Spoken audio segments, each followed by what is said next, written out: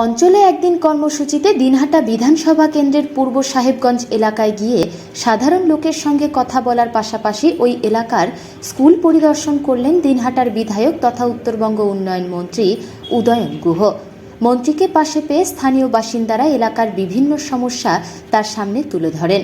স্থানীয় বাসিন্দারা এদিন পূর্ব সাহেবগঞ্জ এলাকার 101 নম্বর বুথের ভারত বাংলাদেশ সীমান্তে বিএসএফের অত্যাচারের কথা মন্ত্রীর সামনে তুলে ধরেন। গ্রামবাসীদের অভিযোগ, বিনা অপরাধে বিএসএফ এলাকায় ঢুকে সাধারণ মানুষের বাড়িতে গিয়ে তাদের উপর অত্যাচার করছে।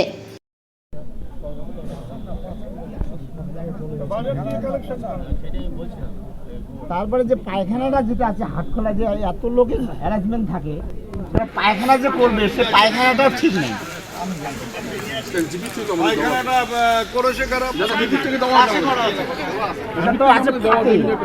হাতে যেটা আছে সেটা তো একদম টোটাল বন্ধ। এমন পায়খানা পায় যে তোমরা ওইখান থেকে এখানে আসি করি পার না। না সেটা তো ইদানিং হলো।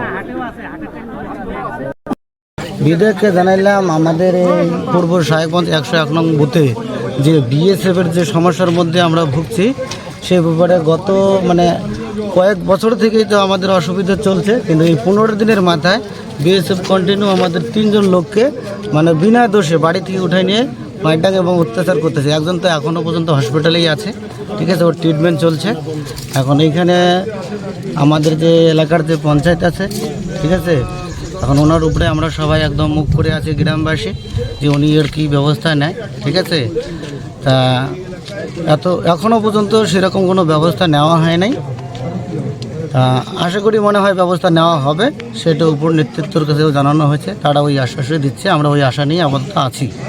বিএসএফ এটা 21 তারিখে মারধর করছে, আর একটা গত 17-র দিকে একজনকে উঠাই নিয়ে গিয়ে মারধর করছে, আবার 2-3 তারিখের মধ্যে একজনকে উঠাই নিয়ে বাড়িতে এসে হাঙ্গামা করছে, সেই মারধর করছে।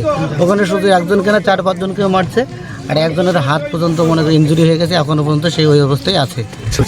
এটা বুঝি 129 নম্বর ব্যাটালিয়ন। এটা 129 নম্বর ব্যাটালিয়ন।